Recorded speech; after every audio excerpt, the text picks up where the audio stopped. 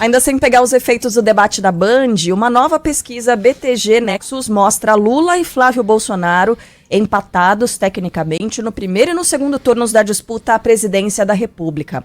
No primeiro turno, o presidente aparece numericamente à frente, com 41% das intenções de voto, contra 37% do senador do PL. Margem de erro da pesquisa é de 2 pontos para mais ou para menos, ou seja, os dois estão empatados no limite da margem de erro.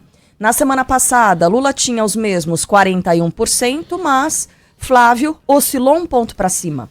Ronaldo Caiado, do PSD, tem 5%, Renan Santos, do Missão, e Romeu Zema, do Novo, 3% cada. Augusto Cury, do Avante, tem 2% e Samara Martins, do Unidade Popular, 1%.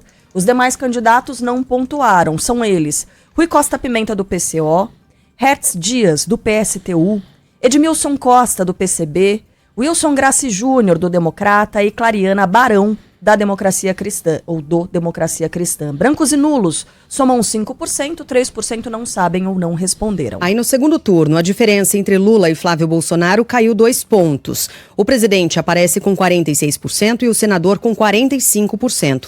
Na semana passada, Lula tinha 47% e Flávio 44%. Nos demais cenários de segundo turno, ficamos assim na pesquisa. Lula 46%, Ronaldo Caiado 42%. Contra Romeu Zema, Lula aparece com 47% e Zema 40%.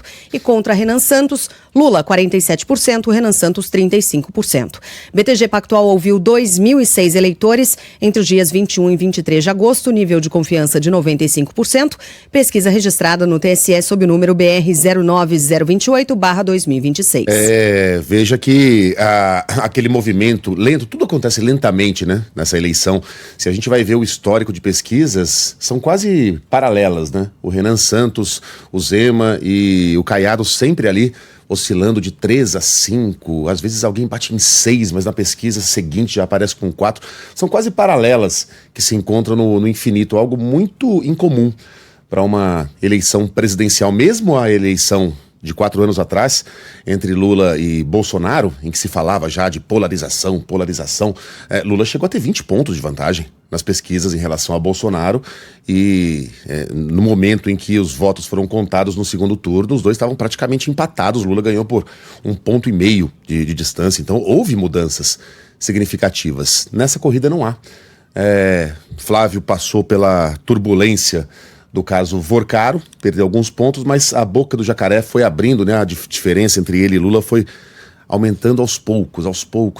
Aí chegou lá nos 10 pontos no primeiro turno, coisa de 7 ou 6 pontos no segundo turno, manteve-se assim por um tempo, e agora a boca vai se fechando lentamente a ponto de a vantagem, entre aspas, nem vantagem porque é o empate de Lula no segundo turno ser de 1 ponto. Né? Não será uma grande surpresa se alguma pesquisa colocar Flávio numericamente à frente, né, nos próximos levantamentos. O que mostra o seguinte: Lula não perde pontos com o escândalo envolvendo... Estou chamando de escândalo porque eu acho que já dá para chamar, né? Ou pelo menos as suspeitas, envolvendo seu filho Lulinha. Ele não perde pontos, né? Ele no máximo oscila um pontinho para baixo, mas Flávio começa a recuperar terreno, talvez na base da rejeição. As notícias podem ampliar a rejeição do... Aliás, como é que está a rejeição nessa pesquisa aí, Pablito? Temos, na do Datafolha, a diferença era de 1 ponto só, né? Já chegou a 4, 5 pontos. Então, na base da rejeição, é possível que eleitores que torciam o nariz para a campanha de Flávio estejam optando pelo filho do ex-presidente na tentativa de tirar Lula do poder. É uma corrida extremamente... e tem tudo para ser assim até o fim. É uma disputa de segundo turno já no primeiro turno, mas provavelmente com ninguém liquidando a parada, e algo muito apertado também quando os votos dos demais candidatos forem distribuídos, que são votos da direita, né? Mas ainda não são suficientes para colocar Flávio à frente no segundo turno. Temos aí, Pablito? Diga lá. Bom dia para você, Pablo Fernandes. Bom dia, Megali. Peraí que eu tô achando aqui a rejeição, mas eu tenho sim. Tinha me mandado, me desculpa. Aqui, tá aqui. Vamos lá. Lula. Rejeição de Lula, não votaria de jeito nenhum, 49%. Rejeição do Flávio, 48%. Aí, Lula já aparece à frente. Rejeição do Caiado, 34%. Do Zema, 36%. e do Renan Santos 35%. Então Lula à frente com a rejeição de 49%, Flávio em segundo com 48% de rejeição. Muito bem.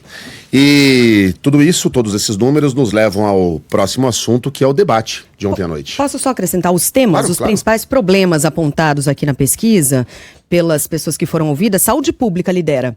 Está à frente de segurança pública, um pouquinho. 32% é saúde pública, 31% falam em segurança pública, violência, criminalidade.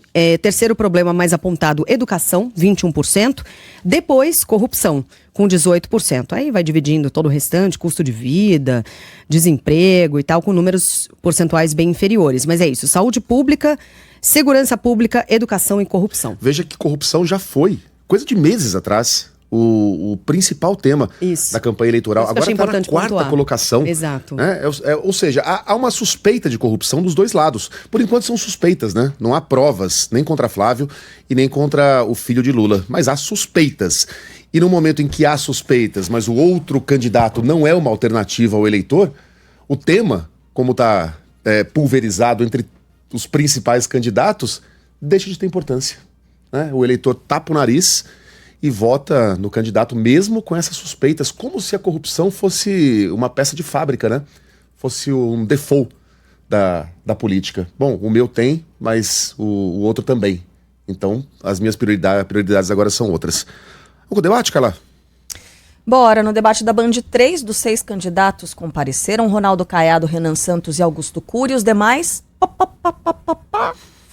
fujões. Fugiram. Lula, Flávio Bolsonaro, já tinham dado sinais de que não viriam, e Romeu Zema, que simplesmente avisou na última hora. E aí, ao chegar o grupo Bandeirantes, Renan Santos ironizou Lula e Flávio e apareceu segurando 2 fraldas. Vou apresentar as fraldas deles aqui. Ambos deveriam ter vindo com elas, tá? 2 fracassados, 2 medrosos, tá? Lula e Flávio Bolsonaro. Mas as fraldas estão aqui, tô aguardando, comprei no tamanho que vocês necessitam. No estúdio, Renan Santos abriu os confrontos diretos e mais uma vez foi irônico. O senhor direciona a sua pergunta para quem, candidato? Pro candidato Lula? Não é possível, candidato. O senhor precisa escolher um dos candidatos presentes. Só tem a liberdade de falar o que o senhor quiser, mas o confronto é com um dos presentes, por favor. Foi um lapso, peço desculpas. A Adriana foi Foi dura, bem. né? Adriana Foi não- bem rápida. Não, dura não, ela foi firme. Adriana tava né? poucas ideias. Isso. Poucas ideias, Não vem tá não, certo. candidato. Aham, É. Vai com esse papo aí, vai. Isso. Aham, logo de Você cara. sabe que não pode. Mas no fundo, foi bem, vai. Não, foi boa. Foi boa. Aproveitou Né? aproveitou Foi. o momento. Ele conseguiu criar memes, né? Conseguiu. Conseguiu. Cortes, né? Cortes. Que é uma das especialidades, né, de Renan Sem Santos. dúvida. Ronaldo Caiado sugeriu que os candidatos ao Palácio do Planalto sejam obrigados a ir a debates e fez críticas àqueles que não compareceram. Os 2 candidatos, o Flávio e o Lula, tá certo? Que são os maiores em rejeição, têm a disfarçatez de realmente não respeitar a opinião pública, de virar as costas para a população, achando que já estão eleitos. Eu pretendo, tá certo? Chegando ao governo, encaminhar ao Congresso Nacional uma lei para que todo candidato, da mesma maneira que ele registra o programa de governo dele, ele tenha que estar presente nos debates. Augusto Cury fez o mesmo, mas antes foi o que a gente falou aqui, para quem não acompanhou. Veio à porta da Band, ameaçou não entrar. Era o seguinte, a informação oficial era de que ele chegaria às 6 horas da tarde, ou seja, seria o primeiro a chegar aqui ao Grupo Bandeirantes de Comunicação. Deu 6h30, nada 7 horas, nada 7h30, mais ou menos. Foi quando ele se aproximou daqui. 7h40, o candidato estava na porta ainda. Faltavam 20 minutos para o início do debate. Os demais candidatos já estavam posicionados nos seus púlpitos, já microfonados para iniciarem o debate. E ele lá do lado de fora, fazendo maior auê. Diz que era um protesto contra a ausência dos adversários. Eu decidi de última hora, quando eu vi que eles não vieram e quando o Lula da Silva está fazendo uma entrevista no mesmo horário do debate. Isso é um teatro, isso não é democracia. Por que o senhor não avisou antes? Mas o senhor também não está fazendo uma entrevista no mesmo horário que o debate nesse momento? Não, o debate ainda não começou. Eu respeito o debate. O senhor vai entrar então? Nós vamos aguardar Nós vamos aguardar eles chegarem. A Isabela Mota também. É outra que foi firme ali. Sim. O senhor não tá fazendo a mesma coisa? Os demais Eu ainda não começou o debate. Os demais repórteres perceberam, né, a palhaçada que estava acontecendo ali diante deles e partiram para cima, né, cobrando ali coerência do candidato. Mas que papo é esse, cara? Você vai protestar contra a ausência em debate, se ausentando do debate? E veio aqui para dizer isso? Aí entrou, né? Entrou. Nosso diretor, Fernando Mitre, foi até lá, até o portão. Vamos lá, candidato, vamos entrar, vai. Porque no final das contas é isso, né? Também não teve muito saco, não. Não, vamos entrar, é isso, só Vai, pra vamos participar. nessa. Augusto Cury fez, ao entrar, uma live. Com quem? Pablo Marçal. E no estúdio, criticou principalmente a ausência de Lula. Quero parabenizar a Band por esse debate e quero olhar nos olhos do telespectador.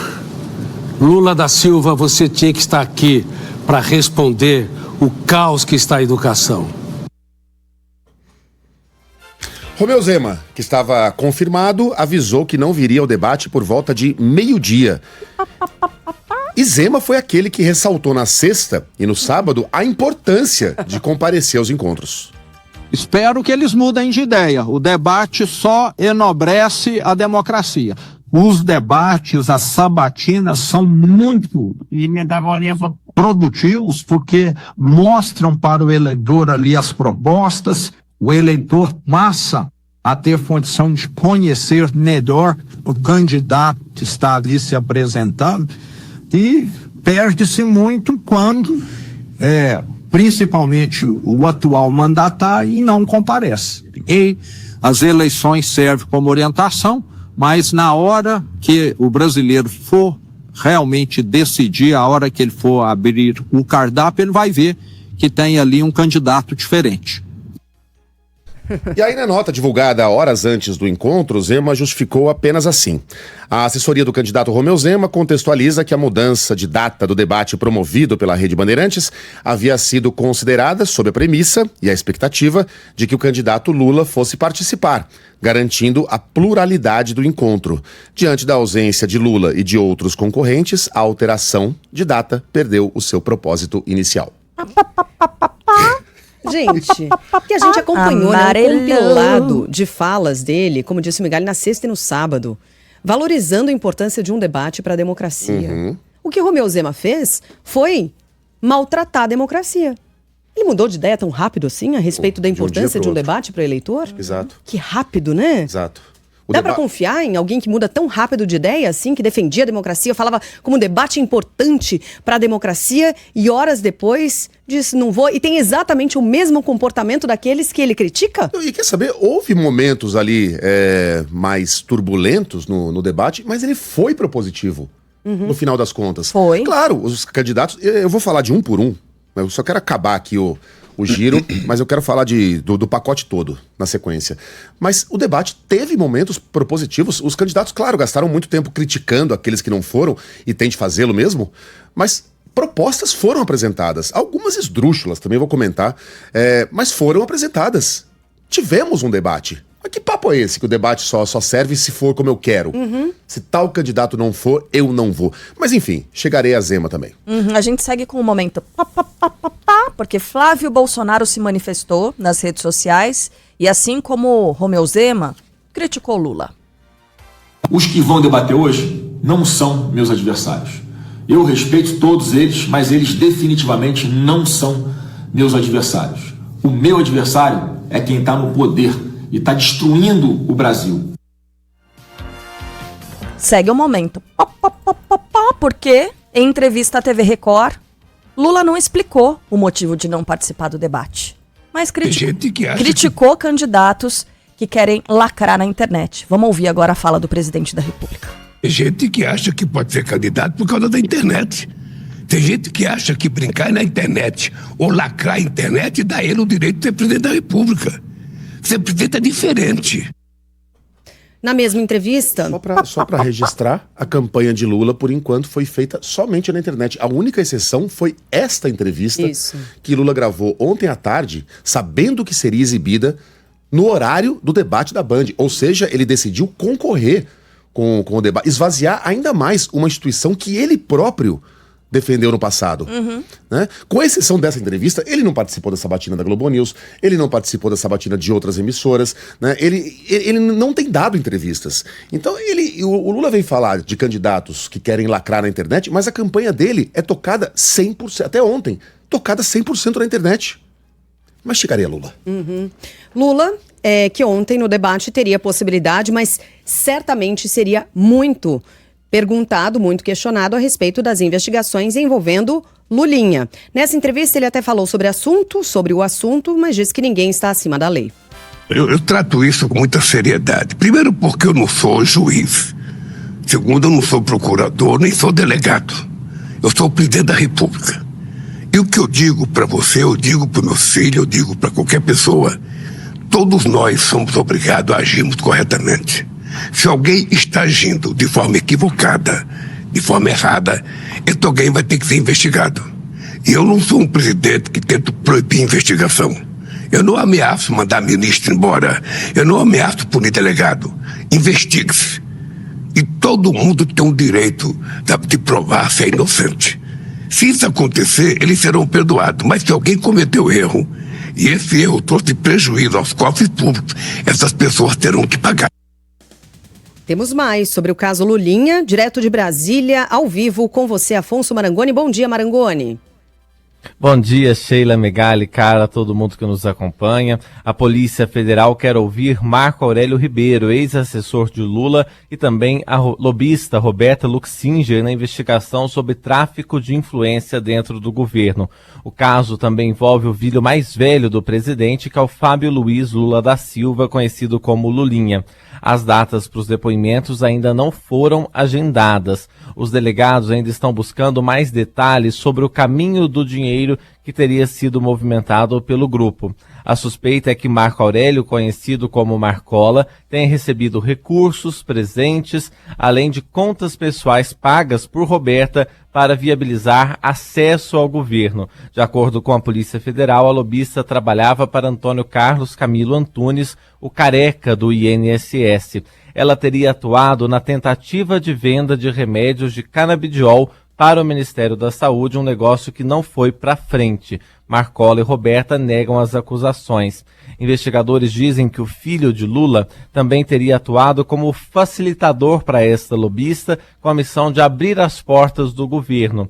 Mas, ao contrário dela e de Marcola, a Polícia Federal diz que Lulinha trocava poucas mensagens com o grupo. Já as menções feitas a Fábio Luiz seriam muitas. Segundo a Polícia Federal, mensagens recuperadas no celular de Roberta Luxinger afirmam que Lulinha ganharia uma viagem à África se o negócio do canabidiol fosse fechado. Em outra, de 23 de janeiro do ano passado, ela escreve a um interlocutor: ontem eu disse para o Fábio, Antônio tá pressionando, acho bom você se mexer. Para os investigadores, Antônio seria justamente Antônio Carlos Camilo Antunes, o careca do INSS. 6 dias antes, a lobista troca mensagens com Gustavo Gaspar, amigo e sócio do careca do INSS. Na conversa, ela é lembrada por Gaspar que o grupo está na folha de pagamentos do careca. O advogado de Lulinha, Marco Aurélio Carvalho, voltou a criticar durante este fim de semana o que chamou de vazamentos criminosos. Vamos acompanhar. Houve um vazamento criminoso, mas o importante é que esse vazamento foi revelador. Não há, nos presentes inquéritos, suspeita de desvio de recurso público, autoridade com foro ou relação direta ou indireta com o INSS. Portanto, se Fábio não fosse filho do presidente, provavelmente esse inquérito já teria sido arquivado. A defesa de Marcola diz que ainda não teve acesso ao processo e cita a existência de uma intenção para influenciar o processo eleitoral. A Polícia Federal avalia que a investigação sobre o suposto esquema de tráfico de influência só deve ser concluída no final do ano, portanto, depois da eleição. É um caso que a gente segue acompanhando. Valeu, Marangoni, obrigada. No debate, Lula foi o principal alvo dos adversários que abordaram temas como segurança, educação e economia. Ronaldo Caiado prometeu cortar gastos e reduzir juros. Precisa de um choque de credibilidade pessoa que assumir o governo, a presidência da República, precisa ter autoridade moral. E nessa hora eu não vou endividar o país. Eu vou conter despesas do país, vou fazer com que a taxa de juros caia a patamares como já caíram, em termos de 6%, quando Michel Temer assumiu o governo, e vou buscar também uma inflação em torno de 3 ou 4%. Ao falar sobre as tarifas impostas pelos Estados Unidos, Caiado criticou a postura do governo.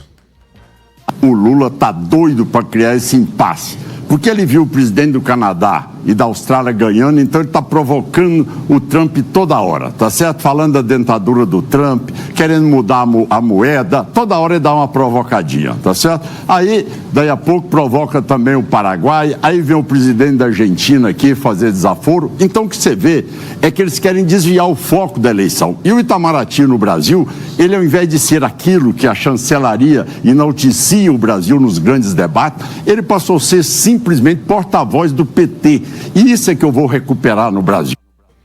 Renan Santos falou sobre a proposta que acaba com a escala 6x1. Ele respondeu a pergunta aqui da nossa âncora Sheila Magalhães. Qual é a sua posição sobre o fim da escala 6x1 e que respostas o senhor daria com medidas práticas, caso eleito, para aqueles setores que projetam para o ano que vem, em função dessa medida, aumento de custos, inflação e desemprego, por exemplo? Este é um cenário desesperador para o nosso país. Desesperador. O que eu vou fazer, o que eu preciso tocar para resolver a questão de emprego no Brasil é reformas de competitividade, alterar a lei trabalhista para contratar ser mais fácil, para você não precisar pagar tanto imposto na hora de receber o seu salário. Esta é a revolução que nós vamos fazer, uma reforma trabalhista que permita que você seja contratado por hora. Na área da segurança, Renan Santos defendeu os instrumentos do Estado para combater o crime organizado e as facções criminosas. Nós vamos declarar estado de defesa e colocar em GLO regiões tomadas pelo crime organizado, o que vai permitir, por parte das forças de segurança, tanto as nossas polícias quanto a Polícia Federal, atuar para destruir, para eliminar o crime organizado. Eu estou falando em passar a rapa nesses caras. 2, construção de superpresídios. Criar mais de 300 a 500 mil vagas com presídios em que não haverá mais o isolamento de facção. Faccionado vai estar todo mundo junto, porque nós vamos eliminar as facções. E terceiro ponto, uma integração muito poderosa entre os estados. Estado que não quiser atuar na destruição do crime organizado sofrerá intervenção do governo federal. Augusto Cury fez críticas a programas assistencialistas do governo e diz que o Bolsa Família precisa de ajustes. O Bolsa Família é um projeto importante, mas tem que ser ajustado. Quem assina a carteira não vai perder o benefício, pelo menos por um certo tempo. Quem faz uma MEI não vai perder o benefício, pelo menos por um certo tempo. Então o que ocorre, Renan, quando você gera um assistencialismo, parece que você está fazendo doação com o dinheiro do presidente. Mas é o dinheiro nosso, é o dinheiro dos impostos dos brasileiros. E essas pessoas do Bolsa Família têm que ser abraçadas, valorizadas, mas estimuladas a sonhar, aumentar a sua renda. Ao abordar a educação, Augusto Cury falou em colapso das instituições de ensino e defendeu mudanças e a valorização dos professores. Os professores são cozinheiros do conhecimento que preparam o alimento para uma plateia que não tem mais apetite. Devido ao quê? Devido à intoxicação digital e também devido a uma educação cartesiana, racionalista, onde o professor, através da orientação do MEC, é cartesiano. Ele é um expositor seco e frio. O professor deveria ser um provocador da arte de perguntar, um desafiador da arte de pensar e um elogiador da arte de participar. Nós temos 32 milhões de neurodivergentes. Eles são colocados, impostos em sala de aula, criando um ambiente onde eles não são incluídos.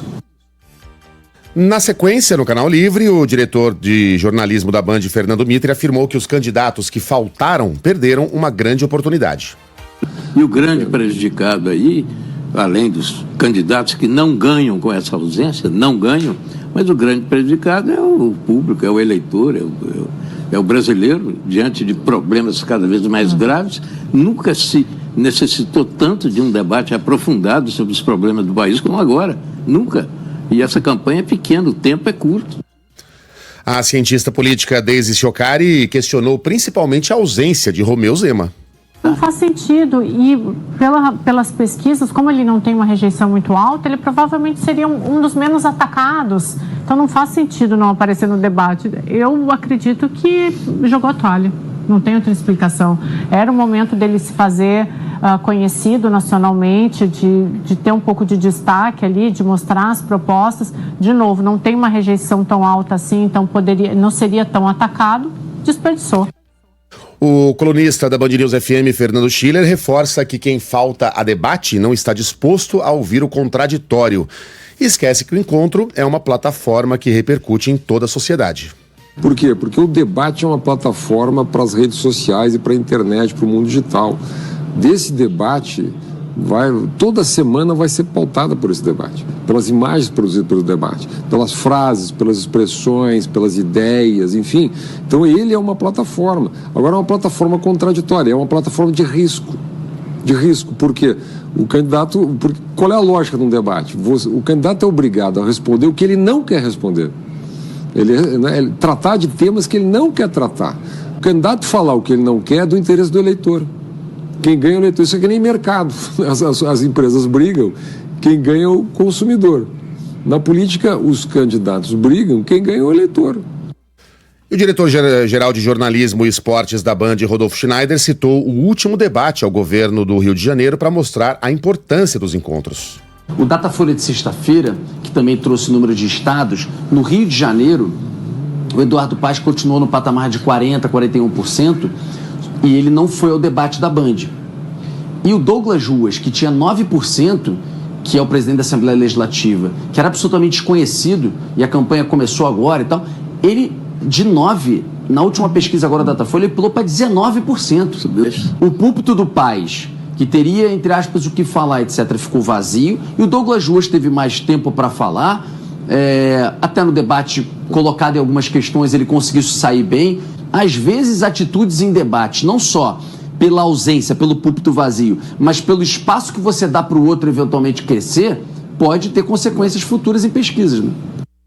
Crise do Canal Livre é hoje a partir das 11 horas da noite, aqui na Band News FM. Foi uma noite triste. Tivemos ontem uma noite triste. Nunca havia acontecido nada parecido na história dos debates aqui no Brasil, desde 1989. Houve ocasiões em que candidatos liderando as pesquisas não compareceram aos debates, mas o primeiro, o segundo e o terceiro colocados, estou colocando o Zema aqui como o terceiro colocado porque ele está numa situação de empate técnico na terceira colocação, né? O pódio completo não compareceu a um debate, fora a ameaça de outro, né? 6 candidatos convidados. Quase tivemos um debate mano a mano entre Caiado e Renan Santos. Foi uma noite lamentável, né? Uma estocada contra um dos grandes institutos democráticos que temos aqui no Brasil, tão importante em outras eleições, né? É fundamental para que o candidato consiga sair da sua bolha, se veja em situações desconfortáveis, tenha de responder aquilo que não quer responder, aquilo que não vai entrar na propaganda eleitoral gratuita, aquilo que não estará nas suas redes sociais, né? Eles fugiram. Lula, Flávio, Romeu Zema, começando por Lula, porque em tese, se o presidente tivesse vindo, teríamos um debate completo. Flávio pelo menos colocou essa condicional. Lula indo, eu vou. Não estou dizendo que é o atenuante, mas pelo menos havia uma condicional. No caso do presidente, nunca houve. Lula elegeu-se 4 anos atrás com um discurso de defesa da democracia. O Andreasa lembrou isso muito bem ontem. A defesa da democracia. Ora, o que é o debate se não um dos pilares mais importantes de um jogo democrático? E quem havia sido o último presidente, o último candidato favorito a faltar a um debate? Lula, em 2006. Desde então, foram 20 anos em que os candidatos sempre estiveram neste encontro. O mais tradicional de todos, o primeiro debate, porque foi aqui na Band que foi feito o primeiro debate da nossa redemocratização. Então é uma espécie de tradição respeitada pelas outras emissoras que a Band tem essa prioridade de dar o pontapé inicial. É um momento importantíssimo, é o início da rodada de debates, de entrevistas. É fundamental que os candidatos estejam aqui. Nos últimos 20 anos, todos compareceram. Sim, Bolsonaro esteve aqui em 2018, quando era o grande favorito, né? Antes da facada acontecer, ele participou deste e de mais um debate. E Lula, que elegeu-se defendendo a democracia brasileira, só comigo a democracia estará salva, deu espancou a democracia ontem à noite. Não estou dizendo que Lula não seja um democrata, não é isso. Mas ele faltou em um dos principais compromissos que um candidato pode ter numa campanha. É o debate, minha gente. Pode ser, ainda que seja uma estratégia, e eu consigo entender a estratégia de Lula e de Flávio. Eles estão praticamente no segundo turno. Eles não têm nada a ganhar e têm tudo a perder num debate. Mas é uma obrigação institucional do candidato. Pode ser algo que nem favoreça ele, mas tem que estar incutido na cabeça do candidato que, puxa vida, eu posso me prejudicar, mas eu preciso ir. E para isso a gente precisa também da resposta do eleitor. Esses caras precisam sentir na pesquisa que o eleitor não aprova esse tipo de estratégia.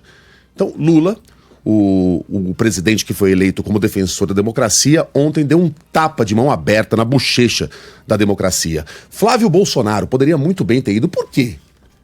A presença dele está condicionada à de Lula. E só para terminar, o Lula, o eleitor diz, não, mas vai ser uma baixaria, porque o Renan Santos vai mostrar uma frauda, porque, bom, não teria mostrado se eles estivessem lá, né? Não teria nenhum cabimento.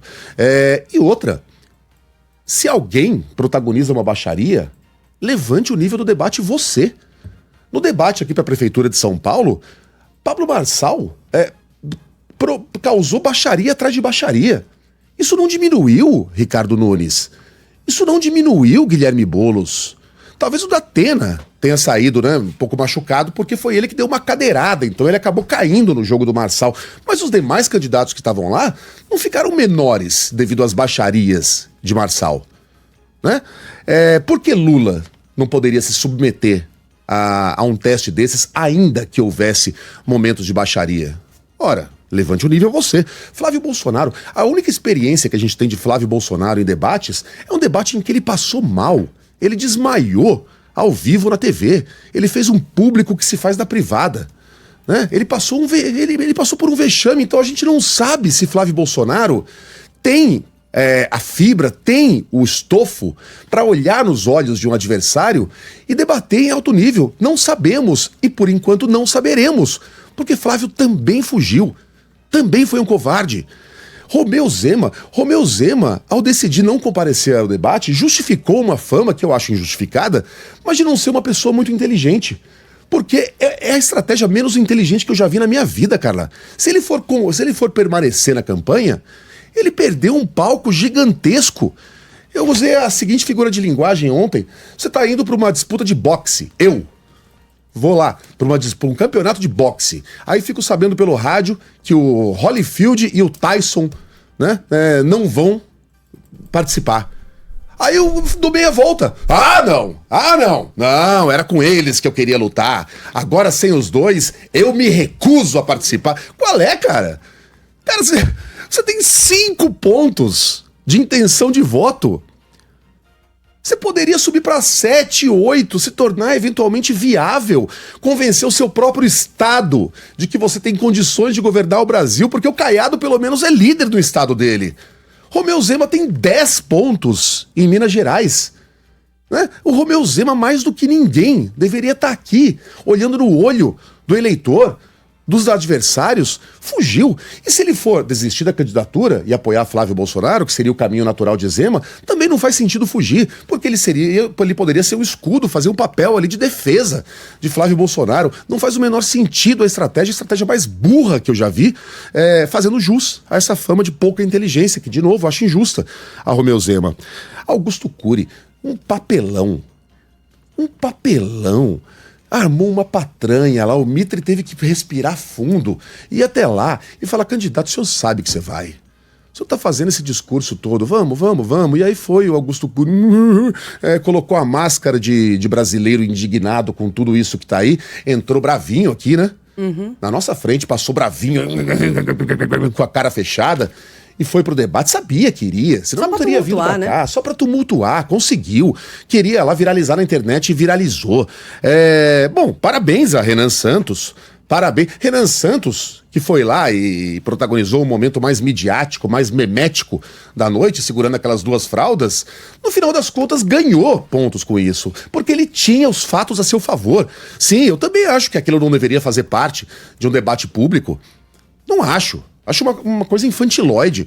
Mas ele tinha razão. Ele pelo menos tinha razão e pelo menos ele estava aqui segurando aquelas fraldas. Né? Ronaldo Caiado também veio. Augusto Cury no final participou. Tivemos um debate até que propositivo, né? Conhecemos um pouquinho mais os candidatos. Infelizmente não conhecemos um pouquinho mais do que tem para apresentar agora Lula e Flávio, principalmente. Não sabemos como eles vão resolver o problema do déficit, não sabemos quais são as propostas concretas quando confrontadas, né, com perguntas, questionamentos, as suas propostas para a segurança pública, para a economia, para a saúde, para tudo isso aí que importa ao eleitor, segundo a última pesquisa. Não sabemos. E não sabemos nem o que eles têm a dizer, fora de um ambiente controlado, a respeito das suspeitas sobre Flávio, sobre Eduardo, no caso Vorcaro, e sobre o filho de Lula, no caso Lulinha. Não sabemos, porque eles fugiram.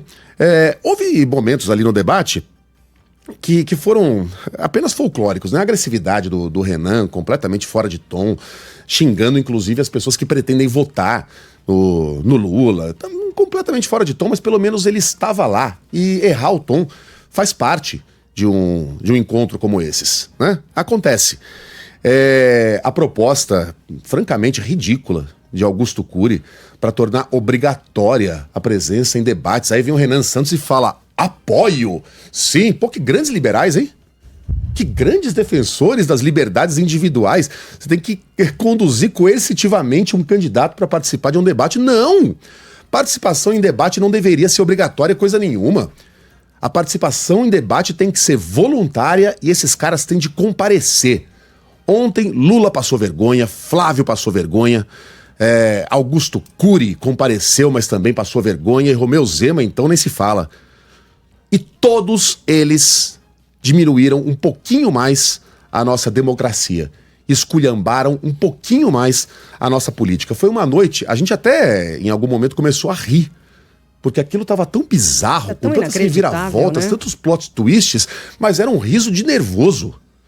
Porque foi uma noite lamentável, lamentável, devido às decisões individuais daqueles que querem governar o Brasil. Começou muito mal essa fase decisiva da campanha. E uma boa ideia, viu, Megali? Atenção, institutos de campanha. Por que não perguntar para o eleitor se eles sabem quais são as propostas principais desses candidatos para a economia, para a educação, para a saúde? Não sabem. Difícil saber, não sabem. Não sabem, porque isso não foi dito. Até agora, o que a gente tem são ataques de um candidato contra outro usando os principais escândalos, né? Escândalos de corrupção. As propostas, de fato, a gente não sabe. Talvez a gente passe a saber nesta semana, porque começa o horário eleitoral obrigatório. Mas nem todo mundo tem saco de ouvir aquilo, porque são peças publicitárias montadas com muito dinheiro e que servem para vender um pacotinho ali para o eleitor, né? Que a gente é obrigado a tapar o nariz e engolir. Não tem o confronto, né? Não tem um candidato falando: tá, mas essa proposta aí, como é que você vai colocar ela, né, em prática? Não dá, não tem como colocar. É só publicidade. E é baseado nisso que eles estão fazendo as campanhas agora, em cortes em redes sociais, como a gente falou bastante ontem, né? Eles não se Tudo ambiente controlado, né? Ambiente controlado, exato. Bom, mas você pode continuar acompanhando a Band News FM pelo YouTube, na Fest TV. É no dia 28, né, Fábio França, que começa o horário eleitoral obrigatório. Isso, começa sexta-feira, dia 28. A propaganda na internet já está liberada, né? Já foi liberada, nas ruas também, mas no rádio e na televisão a partir de sexta-feira, dia 28, aí vai até o dia 1º de outubro, 3 dias antes... 3, né, do primeiro turno das eleições, especificamente sobre os candidatos à presidência, né? O horário eleitoral vai ser dividido em 2 blocos de 12 minutos e meio para os candidatos a presidente. A coligação de Lula, com 5 minutos e 31 segundos, é a que tem maior tempo na televisão e no rádio. Depois, a de Flávio Bolsonaro com 4 minutos e 20 segundos, Caiado com 2 minutos e 2 segundos, Augusto Cury com 35 segundos. Os demais candidatos à presidência não atingiram as exigências de cláusula de desempenho. Então eles não têm horário nem no rádio nem na TV. O Zema nem isso tem. Ele não tem horário na TV e abre mão de uma oportunidade de aparecer 2 horas em um horário nobre. Não é um debate tardão. 11 da noite, como já tivemos em outras ocasiões. 8 horas da noite de um domingo. Uma emissora de TV aberta que chega até os cafundosos Judas que não sabem nem quem é Romeu Zema. Lula e Flávio, eles conhecem o sobrenome Bolsonaro, sabem quem é Lula.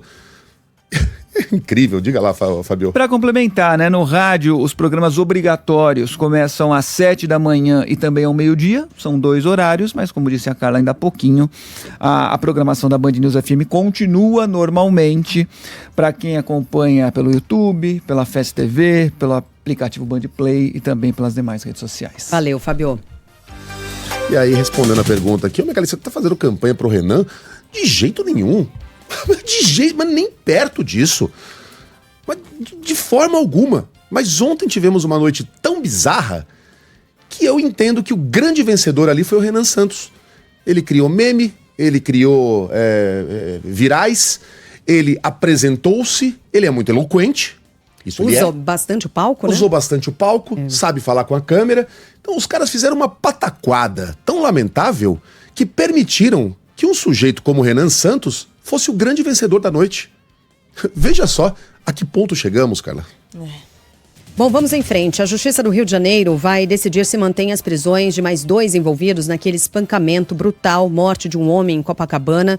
Ailton José da Silva e Felipe Eduardo dos Santos Silva se entregaram à Polícia Civil na última sexta-feira. Eles aparecem em imagens agredindo Cláudio Rafael Ladeiro Moreira, que tinha sido acusado injustamente de furtar uma bicicleta que pertencia à irmã dele. A Luana Bernardes está conosco ao vivo e traz os detalhes. Diga lá, Luana.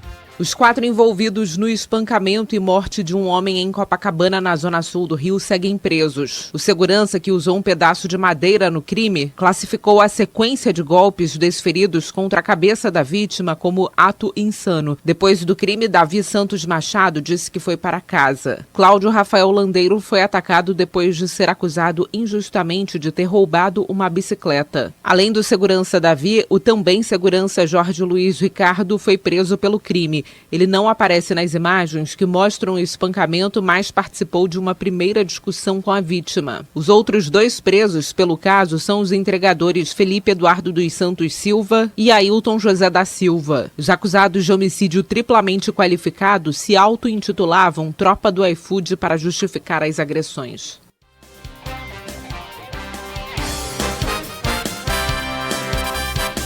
Em Goiás, vai continuar preso o homem que manteve a ex-mulher amordaçada e acorrentada. Que história terrível. Emiliane Tamara Nunes Carvalho, de 24 anos, estava desaparecida desde a segunda-feira passada. Aí ela foi encontrada depois de todo esse tempo. A Rosane Kotoski está por aqui para trazer mais informações. E as imagens que foram divulgadas do momento em que ela é libertada, Rosane, são devastadoras, né? Absolutamente impactantes. Essa mulher que estava acorrentada, amordaçada, com uma máscara colocada no rosto dela. Conta mais pra gente, Rosane, bom dia. Bom dia, Carla. Imagens estarrecedoras. O Ailton Rodrigues de Souza, que é acusado de manter essa ex-mulher amordaçada e acorrentada em cárcere privado aqui na região do entorno, em Goiás, passou por audiência de custódia nesse final de semana e a prisão dele foi convertida em preventiva. A Emiliane Tamara Nunes Carvalho tem 24 anos, estava desaparecida desde segunda-feira da semana passada. Ela foi encontrada por policiais dentro de uma casa em Águas Lindas de Goiás, nos arredores do Distrito Federal, sexta-feira agora. O local era completamente fechado, portas, janelas lacradas por tapumes e muitos obstáculos. Como você disse, ela estava amordaçada, algemada, presa por cordas e correntes no rosto. Ela usava uma máscara que dificultava a respiração dela.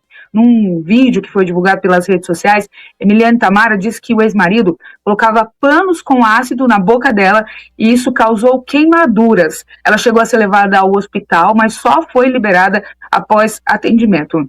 Em entrevista ao Brasil Urgente da Band, a vítima disse acreditar que o sequestro foi premeditado e motivado. Imaginem por quê, né? Porque o ex-marido não aceitava o término da relação. Eu fui casada há 6 anos, eu jamais esperava isso da parte dele. Ele só focava em vamos voltar, tentando me acariciar, e eu tentava me afastar, eu tentava empurrar. Eu acredito que desde março que ele estava premeditando isso. Bom, durante as buscas no imóvel onde a Emiliane foi encontrada, além de toda essa situação que ela estava vivendo, acorrentada com ácido na boca, com uma máscara que dificultava a respiração dela, os policiais ainda encontraram uma pistola calibre 9mm, essa arma já foi encaminhada para a perícia. Também foram apreendidos um veículo, algemas, cordas, correntes e sedativos. O delegado João Flávio Ribeiro explicou como o acusado sequestrou a ex-mulher. Ele dopou ela com antidepressivos contra a vontade dela, né, sem ela saber. E com ela dopada, ele levou ela até o local onde ela foi encontrada. Ela tinha um histórico de um relacionamento conturbado com o ex-companheiro. O Ailton está preso, como a gente já falou, passou por audiência de custódia nesse final de semana, a prisão dele foi convertida em preventiva e agora ele vai responder pelos crimes de sequestro, estupro e cárcere privado. Carla. Obrigada, Rosane, mas Deus me livre dessa história. As imagens a gente preferiu não exibir, né? A gente teve acesso a essas imagens, mas como disse a Rosane, elas são estarrecedoras. É a mulher deitada na cama, ela tá com uma blusinha de alcinha, né, uma regatinha, com um short curtinho também, com as mãos amarradas, com os pés amarrados, com essa máscara, que é como se fosse uma máscara daquelas de entrar em ambiente com substâncias tóxicas, sabe? Só que a entrada de ar dessa máscara, ela foi bloqueada para que essa mulher tivesse dificuldade de respirar. Estava amordaçada e com essa máscara, certamente ela não seria ouvida se gritasse. E ela tremia demais no momento em que a polícia chegou. Ela estava dopada, né? Esse homem a dopou para que ela ficasse ali e não fugisse. Então a gente preferiu não exibir essas imagens para não expor ainda mais a vítima. Ela deu entrevista e pela dinâmica da fala dela, inclusive, dá para perceber que ela está ainda eliminando essas substâncias que ela foi obrigada a consumir. Ela estava ainda um pouco, né, dopada, mas disse que jamais imaginaria, depois de um relacionamento de 6 anos, que o companheiro, ou ex-companheiro, 6 anos vivendo, dormindo, dividindo a vida com a pessoa, e 6 anos depois a pessoa faz e cria um ambiente, uma cena, que parece uma cena de filme de terror. É uma cena de filme de terror. O que esses policiais encontraram, o que a gente viu e que a gente preferiu não exibir aqui agora. E veja o que é esse sentimento de posse de alguns homens em relação à mulher, Carla. Ele não aceitava o fim do relacionamento. Bom, ele tem um relacionamento? Ele teve um relacionamento dessa maneira? Quer dizer, para ele é preferível manter a mulher presa como se fosse um animal selvagem, maltratado, torturada, do que... Isso é um relacionamento? Né? A alternativa seria permitir que ela fosse livre, né? Cada um viver a sua vida como pessoas fazem todos os dias, né? Pessoas saudáveis. A alternativa seria essa, mas não. Ele prefere ser o dono dessa mulher, ainda que não haja relacionamento algum ali, né? Ela só está presa, acorrentada numa cama e torturada por aquele que se recusa a abrir mão da mulher. Como se a mulher precisasse de autorização de alguém para simplesmente ser livre, né, e fazer o que deseja. É impressionante. E é impressionante o quanto a gente tem noticiado isso, né? Não isso especificamente, mas... casos de violência. Casos de violência decorrentes dessa recusa do homem a abrir mão de um relacionamento com uma mulher. Uma briga envolvendo integrantes de torcidas organizadas deixa pelo menos 2 mortos em Salvador. Confusão aconteceu antes do clássico entre Bahia e Vitória. A Janaína Moradillo está conosco ao vivo. Vai trazer os detalhes dessa história. Janaína, bom dia. Bom dia, Sheila, Carla Megales. 2 pessoas mortas, 6 suspeitos presos e outras 4 pessoas feridas. Tudo isso aí em uma confusão protagonizada por integrantes de uma torcida organizada horas antes do clássico entre Bahia e Vitória aqui em Salvador. A primeira situação aconteceu ontem em uma avenida que é uma rota para chegar ao Barradão, onde aconteceu essa partida. Imagens mostram o momento em que um grupo começa a perseguir e agredir José Alexandre Souza Borges, de 28 anos. ele estava em uma moto e aparece caído no chão, inclusive com a moto em cima dele. Os envolvidos são integrantes da torcida organizada Imbatíveis, que é a principal ligada ao Vitória. Segundo a Polícia Militar, esse grupo foi autuado pelos crimes de homicídio qualificado, tentativa de homicídio, posse de artefato de homicídio, posse de artefato explosivo e também promoção de tumulto. A segunda morte foi registrada em um bairro mais afastado. Lucas dos Reis Bonfim, de 19 anos, foi morto a tiros. A polícia ainda não confirmou que ele teria sido morto em uma situação envolvendo torcidas organizadas, mas nas redes sociais, a Bamor, que é a principal do Bahia, e também a Terror Tricolor, lamentaram a morte das duas vítimas que faziam parte desses dois grupos. Além disso, ônibus do transporte público aqui de Salvador foram alvos de vandalismo em regiões diferentes da cidade. Volto com vocês, pessoal. Obrigada, Janaína. Bom, vamos falar do futebol mesmo, né? Aquele dentro de campo. Primeiro com os resultados. No sábado, o Palmeiras abriu distância, né? 6 pontos em relação ao Flamengo. Um jogo a menos, mas agora o Flamengo não tem como pegar o Palmeiras com as suas próprias forças, a não ser contando com o jogo do segundo turno, né? Que vai ser em São Paulo. Mas vamos lá. Fluminense 2, Remo 1, Inter 0, Atlético 0 e Cruzeiro 2, Flamengo 1. Ontem, o Palmeiras venceu o Vasco por 4-1. O Bragantino bateu o Grêmio em casa por 1-0. O Vitória na Bahia, o Vitória jogando no seu estádio, perdeu para o Bahia por 2-0 no clássico local. Santos e Mirassol empataram por 1-1. O São Paulo conseguiu perder para a Chapecoense por 1-0. São Paulo teve uma sequência de 2 jogos contra o Curitiba em casa, no Morumbi, com 45 mil pessoas, e a Chapecoense, que até então, cara, em 22 jogos tinha 1 vitória. Agora tem 2. Né? Era para fazer 6 pontos, fez 0. E o Curitiba venceu o Corinthians por 2-1. Hoje tem Botafogo e Atlético Paranaense.